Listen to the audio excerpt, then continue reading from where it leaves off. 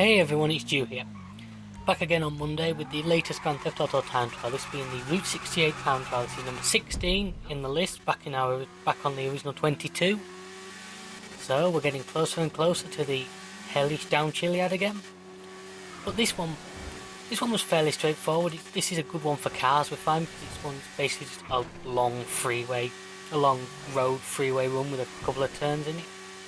And already the usual suspects, the shafters, the 900Rs are coming out to play with good effect.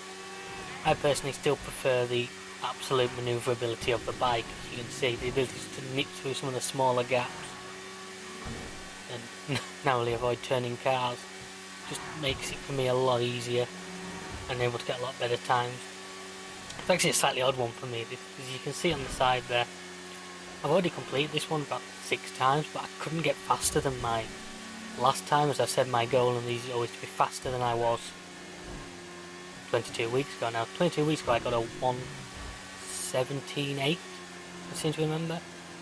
And I had a couple of times that were over par, and then I did a couple, I think I did an 18.8 and an 18.1.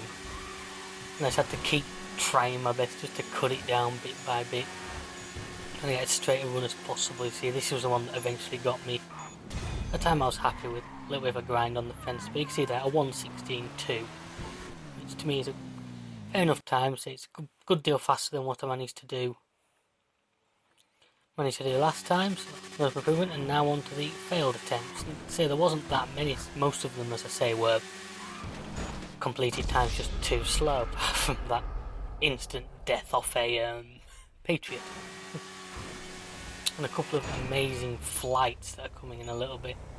I did have one problem with this one where I had a bounty, couldn't be bothered clearing it, and I had this guy chasing me in a jet who couldn't get his head around the fact that you're in passive mode for the time trials. And here's one of my first flying ones. Couldn't get it turned because I was wheeling. Managed to avoid the river. Went climbing up a mountain, which doesn't help you. And this is the other one. Now this one was lucky, I nearly lost the bike. You see, once again, went off the road, just couldn't keep it on at the speed. Was so lucky that didn't end up down in the water at any point. Just gave it a nice flying lesson. This poor bike's had so many bangs by now. I tried to think what it would make of its second-hand value. It's been rebuilt more times than a supermodel. That was a close call. See, I don't know how clipping the side of the car threw her off. Thankfully the journey stopped the bike from going too far. And this is just one of the attempts I was going to show of just me completing it, but just sadly not fast enough. See there, oh, just slightly over par. It's the way it goes from time to time.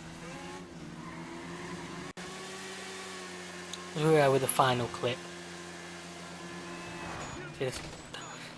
Clip the fence.